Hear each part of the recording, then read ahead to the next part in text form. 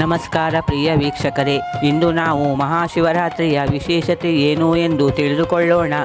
ಒಂದು ವರ್ಷದಲ್ಲಿ 12 ಶಿವರಾತ್ರಿಗಳು ಬರುತ್ತವೆ. ಪ್ರತಿ ತಿಂಗಳ ಕೃಷ್ಣ ಪಕ್ಷದ ಚತುರ್ದಶಿಯಂದು ಒಂದು ಶಿವರಾತ್ರಿ ಬರುತ್ತದೆ. ಆದರೆ ಫಾಲ್ಗುಣ ಮಾಸದ ಕೃಷ್ಣ ಪಕ್ಷದ ಚತುರ್ದಶಿಯಂದು ಬರುವ ಶಿವರಾತ್ರಿಯನ್ನು ಮಹಾಶಿವರಾತ್ರಿ ಎಂದು ಕರೆಯಲಾಗುತ್ತದೆ. ಹಿಂದೂ ಧರ್ಮದಲ್ಲಿ ಮಹಾಶಿವರಾತ್ರಿ ಹಬ್ಬದ ಬಗ್ಗೆ ವಿಭಿನ್ನ ನಂಬಿಕೆಗಳಿವೆ. ಕೆಲವರು ಈ ಹಬ್ಬವನ್ನು ಶಿವನ ಹುಟ್ಟುಹಬ್ಬವೆಂದು ಆಚರಿಸುತ್ತಾರೆ. ಕೆಲವರು ಈ ದಿನವನ್ನು ಶಿವನ ಪ್ರತ್ಯೇಕತೆಯ ದಿನವೆಂದು ಆಚರಿಸುತ್ತಾರೆ ಮತ್ತು ಕೆಲವರು ಈ ದಿನವನ್ನು ಶಿವ ಮತ್ತು ಪಾರ್ವತಿಯರ ವಿವಾಹದ ದಿನವೆಂದು ಆಚರಿಸುತ್ತಾರೆ. ಆದರೆ ಇಂದು ನಾವು ಶಿವ ಮಹಾಪುರಾಣದಲ್ಲಿ ವಿವರಿಸಿದ ಕಥೆಯನ್ನು ತಿಳಿದುಕೊಳ್ಳೋಣ. ಒಮ್ಮೆ ವಿಷ್ಣು ಮತ್ತು ಬ್ರಹ್ಮದೇವರ ನಡುವೆ ತಮ್ಮ ಶಕ್ತಿಯ ಬಗ್ಗೆ ವಿವಾದ ಉಂಟಾಯಿತು.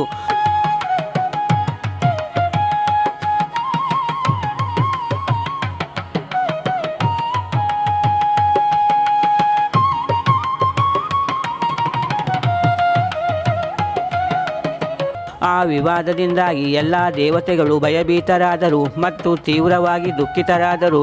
ಚಿಂತಿತರಾದ ಎಲ್ಲ ದೇವತೆಗಳು ಕೈಲಾಸಕ್ಕೆ ಹೋಗಿ ಮಹಾದೇವನಲ್ಲಿ ಈ ವಿಷಯದ ಬಗ್ಗೆ ತಿಳಿಸಿ ವಿವಾದವನ್ನು ಪರಿಹರಿಸುವಂತೆ ಕೇಳಿಕೊಂಡರು. ಮಹಾದೇವನು ಬ್ರಹ್ಮ ಮತ್ತು ವಿಷ್ಣುವಿನ ಎದುರು ಆರಂಭವಿಲ್ಲದ ಮತ್ತು ಅಂತ್ಯವಿಲ್ಲದ ನಿರಾಕಾರ ಉಗ್ರ ಅಗ್ನಿ ಸ್ತಂಭವಾಗಿ ಪ್ರಕಟವಾದನು.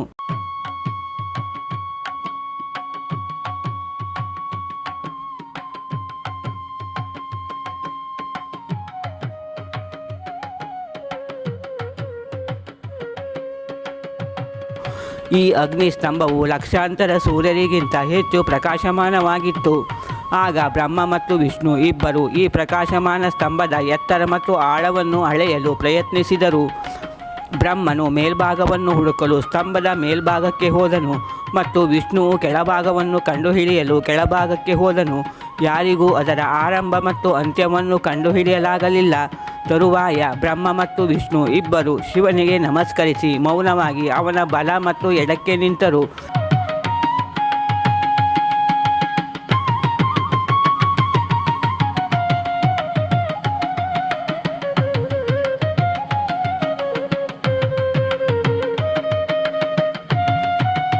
ಬ್ರಹ್ಮ ಮತ್ತು ವಿಷ್ಣು ಮಹಾದೇವನನ್ನು ಪರಮಪೀಠದ ಮೇಲೆ ಪ್ರತಿಷ್ಠಾಪಿಸಿ ಶಿವನನ್ನು ಪೂಜಿಸಿದರು.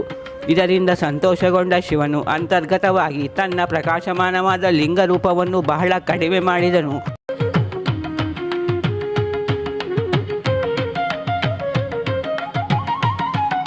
ಮತ್ತು ಮುಗುಳ್ನಗುತ್ತಾ ಇಬ್ಬರು ದೇವರುಗಳಿಗೆ, ಇದು ಒಂದು ಮಹಾನ್ ದಿನ.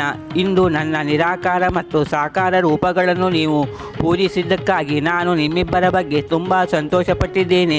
ಆದ್ದರಿಂದ ಈ ದಿನವು ಸಾಂಪ್ರದಾಯಿಕ ಮತ್ತು ಎಲ್ಲಕ್ಕಿಂತ ಶ್ರೇಷ್ಠವಾಗಿರುತ್ತದೆ. ಈ ದಿನ ಮಹಾಶಿವರಾತ್ರಿ ಎಂದು ಪ್ರಸಿದ್ಧಿಯಾಗಲಿದೆ. ಈ ದಿನ ನಾನು ಲಿಂಗದಲ್ಲಿ ಮುಳುಗಿ ಭಕ್ತರ ಪ್ರಾರ್ಥನೆ ಆಲಿಸುತ್ತೇನೆ. ನಿಜವಾದ ಭಕ್ತಿಯಿಂದ ನೋಡುವ, ಸ್ಪರ್ಶಿಸುವ ಮತ್ತು ಪೂಜಿಸುವ ಭಕ್ತರು ತಮ್ಮ ಆಸೆಗಳನ್ನು ಈಡೇರಿಸಿಕೊಳ್ಳುತ್ತಾರೆ ಮತ್ತು ಮೋಕ್ಷವನ್ನು ಪಡೆಯುತ್ತಾರೆ.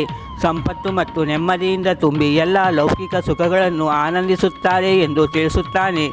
ಅಂದಿನಿಂದ ಈ ಶುಭ ದಿನವನ್ನು ಮಹಾಶಿವರಾತ್ರಿ ಎಂದು ಆಚರಿಸಲಾಗುತ್ತಿದೆ. ಈ ದಿನದಂದು ಎಲ್ಲ ಭಕ್ತರು ಶಿವನನ್ನು ಪ್ರಾಮಾಣಿಕವಾಗಿ ಪೂಜಿಸುತ್ತಾರೆ. ಶಿವಲಿಂಗಕ್ಕೆ ಹಾಲು ಮತ್ತು ನೀರು, ಹಣ್ಣುಗಳು, ಹೂವುಗಳು, ಬಿಲ್ವಪತ್ರೆಗಳು ಮತ್ತು ಸಿಹಿ ತಿಂಡಿಗಳನ್ನು ಅರ್ಪಿಸುತ್ತಾರೆ ಮತ್ತು ಧೂಪದ್ರವ್ಯ ಮತ್ತು ದೀಪಗಳನ್ನು ಬೆಳಗಿಸುತ್ತಾರೆ. ಇದು ಭಗವಂತನನ್ನು ಅಪಾರವಾಗಿ ಮೆಚ್ಚಿಸುತ್ತದೆ ಮತ್ತು ಅವನು ತನ್ನ ಭಕ್ತರ ಎಲ್ಲ ಆಸೆಗಳನ್ನು ಪೂರೈಸುತ್ತಾನೆ. ಅವರಿಗೆ ಸಂತೋಷ ಮತ್ತು ಅದೃಷ್ಟವನ್ನು ದಯಪಾಲಿಸುತ್ತಾನೆ. ಅವರ ಉದ್ಯೋಗ ಮತ್ತು ವ್ಯವಹಾರವನ್ನು ಹೆಚ್ಚಿಸುತ್ತಾನೆ ಮತ್ತು ಅವರ ಜೀವನದಲ್ಲಿ ಎಲ್ಲ ಕಷ್ಟಗಳನ್ನು ನಿವಾರಿಸುತ್ತಾನೆ. ಯಶಸ್ಸಿನ ಬಾಗಿಲುಗಳನ್ನು ತೆರೆಯುತ್ತಾನೆ ಎಂದು ನಂಬಲಾಗಿದೆ. ಎಲ್ಲರಿಗೂ ಮಹಾಶಿವರಾತ್ರಿ ಹಬ್ಬದ ಶುಭಾಶಯಗಳು. ಶಿವರಾತ್ರಿ ಹಬ್ಬವು ಎಲ್ಲರಿಗೂ ಸುಖ, ಸಂತೋಷ ಮತ್ತು ಸಮೃದ್ಧಿಯನ್ನು ಕರುಣಿಸಲಿ.